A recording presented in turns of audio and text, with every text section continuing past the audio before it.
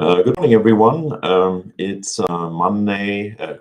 Yeah, let's start all over. Good morning, everyone. It's Wednesday, uh, August 28th. Welcome to Coffee Clutch. This edition, I will talk about a few items that have happened, are going to happen, and hopefully you find it interesting. And thank you all for tuning in and watching whenever you are watching this, maybe on the reruns or maybe on the on-demand part or just watching it live. The summer is coming to an end. This weekend we will have Labor Day, and with that, our summer season that we define starting on Memorial Day and ending on Labor Day will come to an end. One of the visible signs that Labor Day is here and that the tourist season is coming to an end is the trolley services will cease to exist after Labor Day, and that is always a very visible element. I understand the trolley has been used quite heavily during the summer months. They appear to be fuller than ever. There were actually also lines of folks waiting to board the trolley between the east and west garage. I personally observed this a few times. So I'll share with you in one of the upcoming mornings with the manager the numbers that MST will provide us with. Generally talking about tourism this year, there are a few interesting observations. The transient occupancy tax, also known as the hotel tax, has remained relatively flat. Um, that means that we are leveling out on a very high level of hotel tax revenues. The number of tourists in town is fluctuating, but what has helped us is that the hotels are charging a higher average daily rate. It's more expensive to stay in the hotels, and with the higher hotel rates, they are making up for the loss of actually or the increase of numbers of tourists coming to town. The Car Week, of course, left last week a mark in the city again. The numbers are quite interesting. We had a banner year in 2022 where we had $51 million in room revenues just during Car Week. In 2023, last year, that dipped from 51 million to $46 million during Car Week. And then in 2024, just last week at the end, the number spiked to $65 million. So it was a highly successful Car Week, looking just at the numbers from our hotels. Now, there is always quite frequently, you can set your watch to it, is conversations on Nextdoor, where folks, where neighbors all over the peninsula are discussing the pros and cons of those weeks, those 10 days that make up Car Week. And I don't have to share with you what those conversations are all about. But in the fiscal sense for our industries here, which is the hospitality industry, the restaurants, the hotels, the conference centers, all the different shops that are supporting the industry, plus tens of thousands of employees who are depending on Car Week also. These weeks are really essential for having, and they contribute to the service levels that our cities, including the city of Monterey, can offer to our residents. As I always share with you, if we wouldn't have the hospitality industry, if we wouldn't have mega events such as Car Week, we wouldn't be able to deliver service levels that we all enjoy to deliver to our residents here in the city of Monterey. So again, it was a great overall car week. The auction sales were slightly up from last year, but still in a way showed also that the car market for those folks who can afford those cars has kind of taking a waiting position. And car sales all across the peninsula stayed slightly below $400 million during those 2-3 days of car auctions. I think the official number is still coming out, but I think the very good estimates are around $396 million in sales. They had hoped for something north of $430 million. So that closes out tourist season this year. Upcoming weekend, Labor Day, will be busy again. And we have another tourist attraction here, thanks to the sea lions that came to San Carlos Beach. You might recall that we had them in the previous 2 years camping out next to Wharf Number 1. This year they were a little lazier and didn't swim as far as to go to Wharf 1. They ended all up on San Carlos Beach.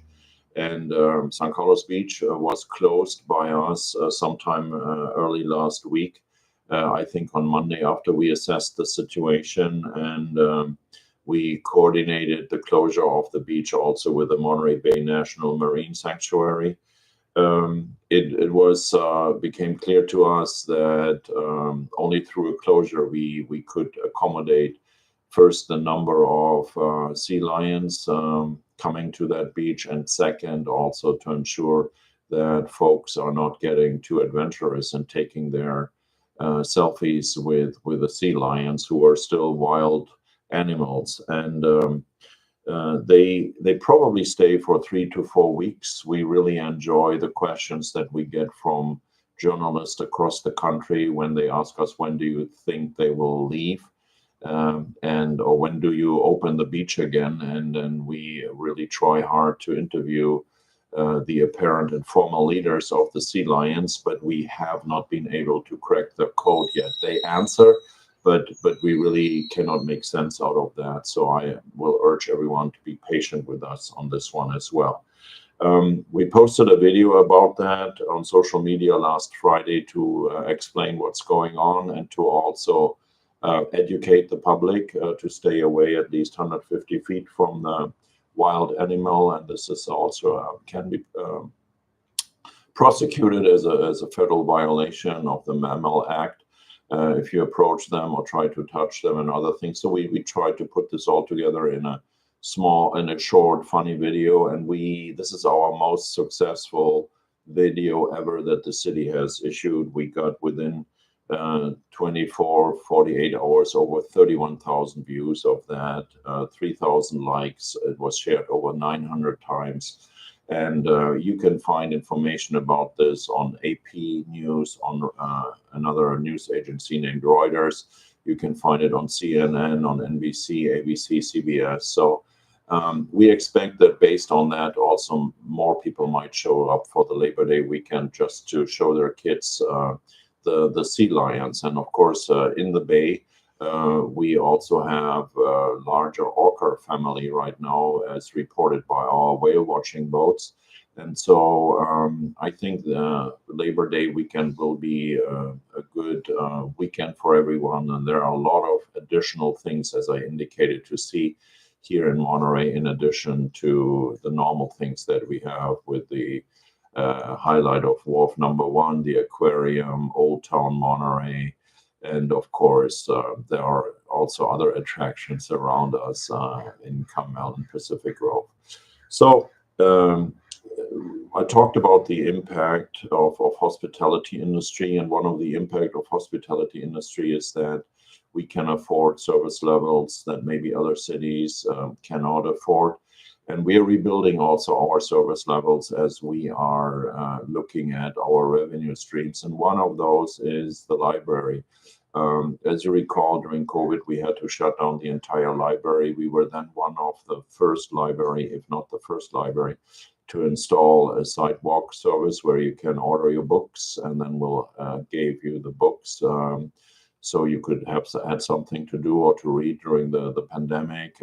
I recall that we put the books then into quarantine for a couple of days and cleaned them before they went back on the shelves and could be borrowed again. So it was a huge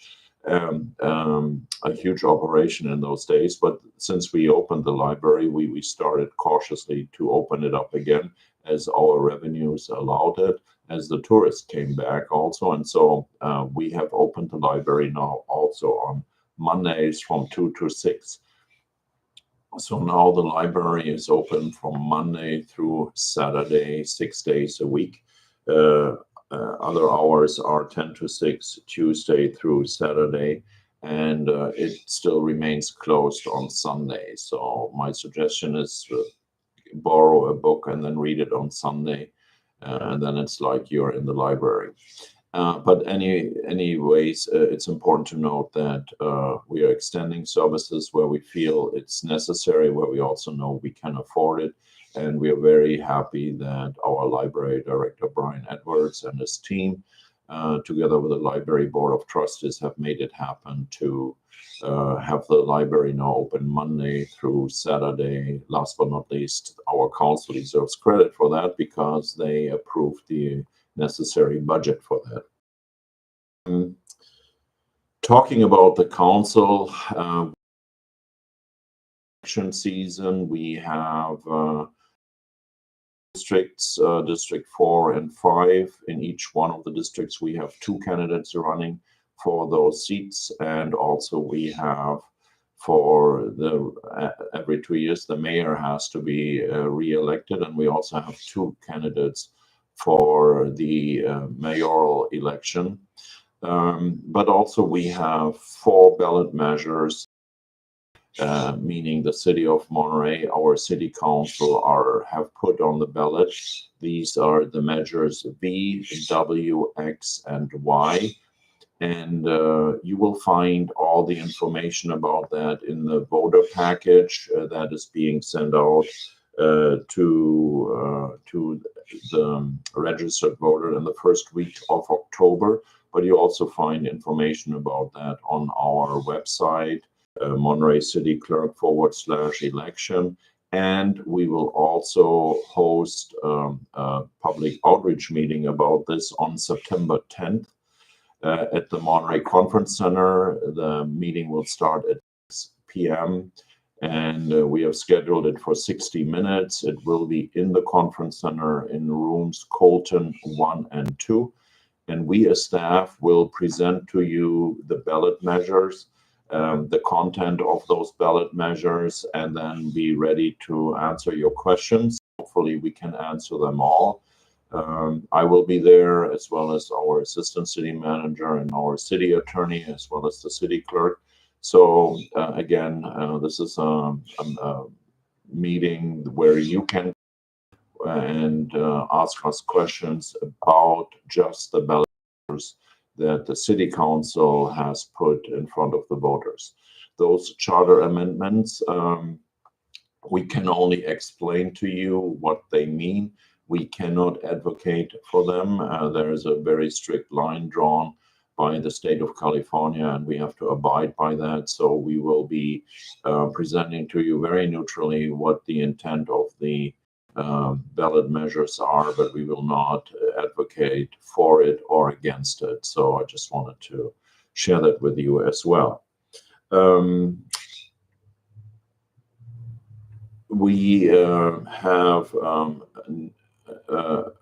a few interns, I believe 2 interns working in the fire department, and those 2 interns are tasked to look at defensible space. What is that? Basically is they are educated and trained by us to help community members in learning about how to harden your home. So how can you improve the resistance of your home towards fires, and how to also create a defensible space around your home. meaning what do you plant, how do you reduce vegetation that can be easily burned, what kind of vegetation might actually slow down a fire or halt a wildland fire. Please call our fire prevention office if you like an inspection of your home, if you live in a neighborhood adjacent to a green belt, or if you live in an area where you just feel you want to learn more about it because you are not quite sure how safe your neighborhood is with respect to potential wildfires. The phone number is 646-3908, 646-3908, and pick up the phone, and one of our defensible space inspector interns will stop by and help you and discuss with you what measures you potentially can take. All those folks are being supervised by our fire prevention team, and so you have the whole expertise of the city potentially advising you of what you can do. Again, it might be a good idea to do that. Our area in Monterey generally has the advantage of a thick marine layer in the night that rolls in anywhere between 8-9 o'clock in the evening and then rolls out in the morning again. As you saw this morning, there were still a marine layer over the bay. What this does to us, it really creates a moisture overnight. You see this on your cars also. You see this on fences or on the streets sometimes even. And that makes this area a little bit more safer than maybe other areas who do not have the benefit of high moisture carrying marine layer that basically rolls in regularly overnight, stays overnight, and then like this morning, burns off by 8-9 o'clock in the morning. So that's all. There's one more item I apologize that I wanted to bring up. We are discussing a few items in front of the city council that will come to you over the next few weeks and month. You might have heard about the topic of street vending in front of Wharf Number 1. There is a law that the state of California passed, I believe it was 2018 or 2019, SB 946, and that basically told cities how to avoid regulating street vendors. The idea behind that was the state wanted to allow folks to create small businesses on sidewalks, to provide additional income for them, and to provide opportunities for those who are specializing, let's say, in street vending. And the city in those days, I think it was in 2020 or 2022, created a street vending ordinance that allows, within the confinement of the law, some parameters on how to set up street vending. We have a larger group of street vendors in front of the Wharf Number 1 or opposite of the Stanton Center. And there are vendors that are small and mighty, and then there are vendors that are large and mighty with 30-40 feet of display. There may be areas where the spreading out of sales and tables, etc., may conflict with pedestrian wanting to enjoy the scenery, maybe also the bike riders adjacent on the rec trail. So over the next couple of weeks and months, we will start continued dialogues with interested parties about street vending. We will also hold a town hall on that to listen to everyone. And sometime this year, hopefully by the end of this year, if not a little bit sooner, we will provide a revised ordinance proposal to the public, the Planning Commission, and then to the City Council in how to regulate further street vending in order to ensure that this is an area that we all understand how to operate that. Interestingly enough, you will find the vendors all crammed, so to speak, in a certain area in front of the Stanton Center because the state, when they made that law, exempted themselves. And so it's interesting to note that in front of the Custom House area, which actually belongs to the state of California, is historic landmark #1, by the way, vendors are not allowed to operate. So it's one of those great things that our state does from time to time, that they tell local governments what to do, but then they find good reasons to exempt themselves from those regulations. Funny. So that's from my perspective, all what I wanted to share with you. Again, we are happy that we had a good tourist season that helps us to continue the service levels that we have. There are a few items coming forward. Don't forget to possibly show up if you have questions about the proposed charter amendments to our town hall meeting on September 10th. Stay tuned about street vending, make your voices heard. We really want to create something, revise something that is based on the input of everyone. And as always, if you have questions, if you have concerns, shoot us an email and I'll make sure that a competent staff member will respond, or I will be responding as well if I know actually the answer for that. With that, thank you so much. It's a privilege serving you. Have a great day in Monterey. Bye-bye.